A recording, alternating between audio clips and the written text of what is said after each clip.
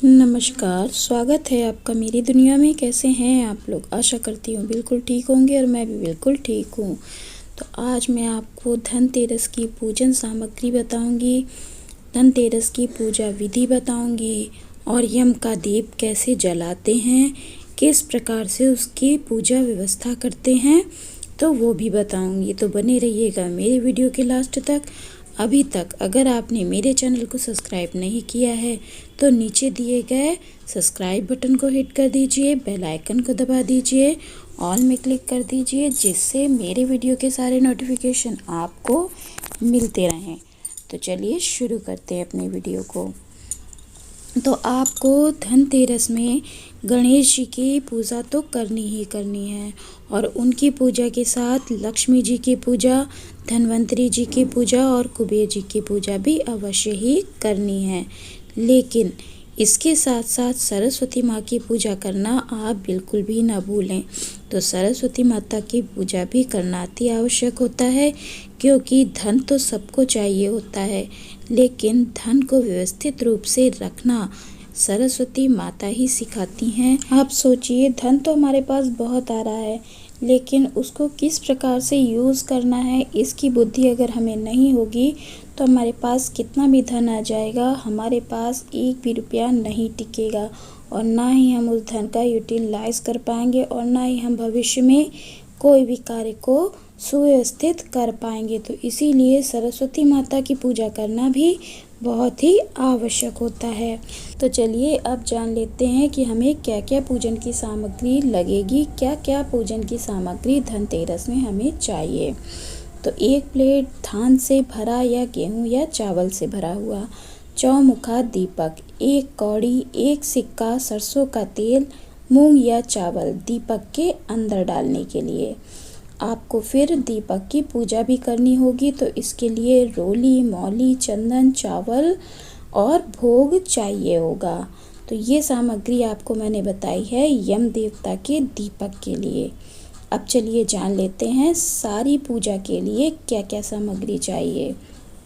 तो आपको चाहिए औषधियाँ, जो हम धन्वंतरी जी को चढ़ाएंगे। तो औषधियों में आप ले सकते हैं हल्दी, शहद, पपीते के पत्ते, पान, तेज पत्ता, मुलेठी, गिलोय, च्यवनप्राश, तुलसी, आंवला, दालचीनी, नीम, लौंग, इलायची, कड़ी पत्ता, आंवले का पत्ता, काली मिर्च, जावित्री, बड़ी इलायची। इस तरह से आप औषधियाँ ले सकते हैं। औषधियाँ सारी आपको आयुर्वेदिक ही लेनी है, एलोपैथिक औषधियाँ नहीं लेनी हैं। तो इन सभी औषधियों की आपको पूजा करनी है, यही धन्वंतरी महाराज पे आपको चढ़ानी है। तो फिर इसके बाद आपको चाहिए बही खाता, खड़ी हल्दी, चावल, सिंदूर, कुमकुम, चंदन लाल व सफ़ेद, कपूर, 13 दीपक, शुद्ध घी, तिल का तेल, सरसों का तेल, कमलगट्टे, सुपारी, लौंग, इलायची, पान के पत्ते, पंचरत्न, 5 रंग के पत्थर या फिर 5 रंग के रत्न। अगर आपको 5 रंग के रत्न मिल जाते हैं तो आप रत्न ले लीजिए, नहीं तो आप 5 रंग के पत्थर भी ले सकते हैं। रत्न आपको सुनार की दुकान में मिल जाएंगे, या फिर अगर आप लोग अंगूठियाँ पहनते हैं रत्नों की या क्रिस्टल्स की, तो 5 रंग के अगर आपके पास अवेलेबल हो जाते हैं तो आप अपनी अंगूठियों को धोकर गंगा जल से और कच्चे दूध से धोने के बाद आप उनको पूजा में रख सकते हैं। तुलसी जी, दूर्बा, नारियल, बेलपत्र, चांदी के सिक्के, गंगा जल, शहद, केसर, कच्चा दूध, सप्त अनाज। आपको सप्त अनाज लेना है या आप एक ही अनाज ले सकते हैं। सप्त अनाज अगर मिल जाता है तो आप सप्त अनाज ले लीजिएगा, जैसे कि मूंग हो गई, उड़द हो गई, जौ हो गई, चावल हो गई, दाल हो गई, गेहूं हो गया। इस तरह से आप सप्त अनाज ले सकते हैं। इत्र, खड़ा धनिया, मिठाई, फल फूल, फूल माला, पीला या लाल कपड़े, मौली, मूंग, जनेऊ, कच्चा सूत, खड़ी मूंग लेनी है, ये ध्यान रखिएगा। कच्चा सूत, मेवा, झाड़ू, पीतल, चांदी या तांबे के व सोने के बर्तन या अन्य कोई वस्तु इनकी आप ले सकते हैं। मतलब कि आप स्टील की ना खरीदें, वैसे स्टील की भी आप ले सकते हैं, आजकल लोग स्टील का ही लेने लगे हैं, लेकिन स्टील का नहीं लेना चाहिए। आपको आज के दिन चांदी की कुछ भी वस्तु ले सकते हैं, या फिर आप पीतल का और तांबे का कोई भी बर्तन या कोई भी वस्तु, चाहे तो आप एक छोटा सा दीपक भी लाकर उसकी पूजा कर सकते हैं। खील, बताशे, लैया, गट्टा, दक्षिणा, कलश, आम या अशोक के पत्ते कलश में रखने के लिए। कलश में डालने की सामग्री, तो सामग्री आपको कलश में क्या क्या डालनी है? हल्दी की गांठ, चावल, दूर्बा, तुलसी पत्र, सिक्का, लौंग, इलायची, सुपारी, कौड़ी, 2 कमलगट्टे, गोमती चक्र, 1 असली मोती और इत्र। अगर आपको असली मोती मिल जाती है तो आप 1 मोती असली वाली, सुच्ची वाली, उसमें ज़रूर डाल दीजिएगा। और इसके बाद आप कोई भी औषधि भी 1 डाल सकते हैं, जैसे आप चाहें तो नीम डाल सकते हैं या फिर मीठी नीम भी डाल सकते हैं। वैसे तो हल्दी इसमें पड़ी ही होती है, तो वो तो पड़ ही जाती है। और सर्व औषधि अगर आपको मिल जाती है तो वो ज़रूर डालिएगा। धन्वंतरि जी की पूजा में जब हम कलश स्थापना करते हैं तो सर्व औषधि ज़रूर डालनी चाहिए। वैसे तो सभी कलशों में, यानी कि जितनी भी कलश स्थापना हम जिस जिस पूजा में भी करते हैं, सभी में सर्व औषधि अवश्य ही पड़नी चाहिए। लेकिन वैसे आपको नहीं मिलती है तो धन्वंतरि जी की पूजा में आपको सर्व औषधि अवश्य ही डालनी चाहिए। इससे हमारे रोग दोष दूर होते हैं और हम स्वस्थ रहते हैं। तो चलिए अब जान लेते हैं पूजा की विधि क्या है। तो पूजा हमको वही शाम के टाइम पे करनी होती है। दिवाली की पूजा भी शाम के टाइम पे प्रदोष काल में करी जाती है, और धनतेरस की पूजा भी प्रदोष काल में ही की जाती है। प्रदोष काल वही होता है सूर्य ढलने के 45 मिनट पहले और 45 मिनट बाद तक का समय।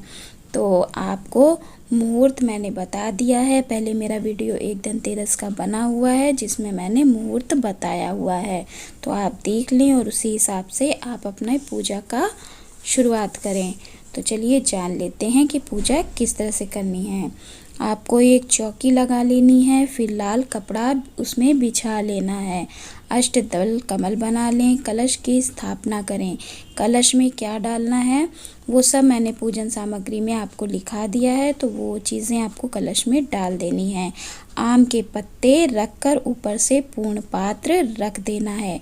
पूर्ण पात्र में सप्तधान आप भरें, क्योंकि धन्वंतरि जी की पूजा में हर प्रकार की धान चढ़ती है, क्योंकि उनमें कई चीज़ें औषधि के रूप में भी पाई जाती हैं। यानी कि सप्तधान में आप कई चीज़ें औषधि के रूप में भी लेते हैं, तो इसीलिए सप्तधान आप रखेंगे तो बेहतर होगा। नहीं सप्तधान मिलता है तो आप गेहूँ भी रख सकते हैं, चावल भी रख सकते हैं। आप चाहें तो चावल और मूंग का मिश्रण करके भी रख सकते हैं।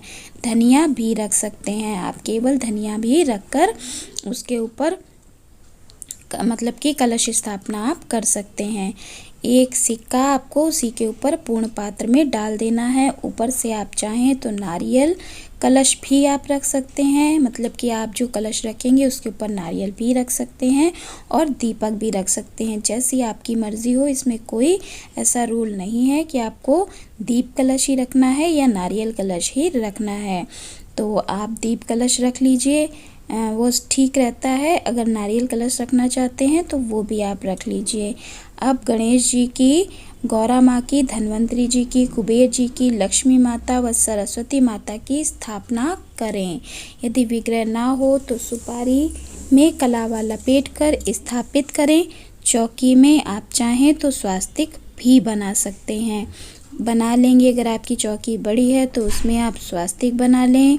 आप ओम बना लें तो चौकी बहुत सुंदर हो जाती है, और स्वास्तिक और ओम बनाने से एक ऊर्जा भी अच्छी सी क्रिएट होती है, शुभ भी होता है। तो आप स्वास्तिक भी बना लें। कमल दल, अष्टदल कमल तो आपने बनाना ही बनाना है। एक स्वास्तिक और ओम भी आप बना लीजिए चौकी में। फिर श्री यंत्र और कुबेर यंत्र हों तो उन्हें अवश्य ही आप स्थापित करें। आप एक बार विग्रह की पूजा ना करें चलेगा, लेकिन यंत्रों की पूजा आप अवश्य ही किया करें, क्योंकि यंत्रों की पूजा करने से सराफ ही फल मिलता है। फिर अखंड ज्योत की स्थापना करें। अब पूजन स्टार्ट करें। 13 दीपक और एक यम का दीपक भी ले लें। यम दीपक के साथ एक चित्रगुप्त का दीपक भी लगाया जाएगा। यम का दीपक चौमुखा जलेगा। चित्रगुप्त जी का दीपक आप चौमुखा व एक बाती कैसा भी लगा सकते हैं। अब सबसे पहले पवित्रीकरण करें। 3 बार जल पिएं। ओम केशवाय नमः, ओम माधवाय नमः, ओम नारायणाय नमः कहकर, और चौथे में हाथ धुल लें ओम गोविंदाय नमः बोलकर। अब पृथ्वी माता को प्रणाम करें। एक हाथ में पुष्प ले लें, उसमें थोड़ी सी रोली, चंदन, कुमकुम, अक्षत लगाकर पृथ्वी माँ को प्रणाम करके पृथ्वी पर उस पुष्प को छोड़ दें। अब एक दीपक जला लें, क्योंकि दीपक आपकी पूजा के साक्षी होते हैं, तो सबसे पहले दीपक को जलाना आवश्यक है पूजा करने से पहले। तो आप एक दीपक जला लें, उसकी पूजा करें। रोली, चंदन, कुमकुम, अक्षत से भोग अर्पण करें, पुष्प अर्पण कर दें। तो इस प्रकार से आप दीपक की पूजा कर लेंगे। अब सभी देवी देवताओं का आवाहन करें। कलश में वरुण देवता सपरिवार और सभी देवी देवता का आवाहन करें। सपरिवार सभी देवी देवता का आवाहन करें। अपने कुल देवी देवता का आवाहन करें। अपने ग्राम देवी देवता का आवाहन करें। जो आपके स्थान देवी देवता हैं, आपके इष्ट देवी देवता हैं, सबका आवाहन करें, क्योंकि बिना इष्ट देवी देवता के और बिना कुल देवी देवता के कोई भी पूजा संपन्न नहीं होती है। तो उनको भी याद करना बहुत ही आवश्यक होता है, चाहे उनकी आपके पास विग्रह है या नहीं है, लेकिन एक बार उनको याद अवश्य ही करें। तो साधारण भाषा में आप उनका आवाहन कर लें। आवाहन कर सबको प्रणाम करें। एक हाथ में पुष्प ले लें और सबको आवाहन करने के बाद सबको प्रणाम कर पुष्प वहीं गणेश भगवान के पास छोड़ दें। इसके बाद आप अपना पूजन स्टार्ट करें। गणेश भगवान का सबसे पहले प्रथम पूजन होता है, तो उनका पूजन करें रोली से, चंदन से, चावल, कुमकुम से, गुलाल से, अबीर से।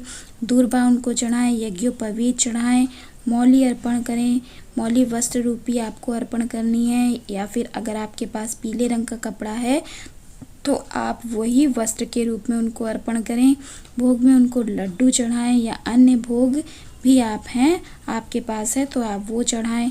दक्षिणा चढ़ाएं, तांबुल फल चढ़ाएं, धूप, दीप, पुष्प व पुष्पों की माला उन पर अर्पण करें।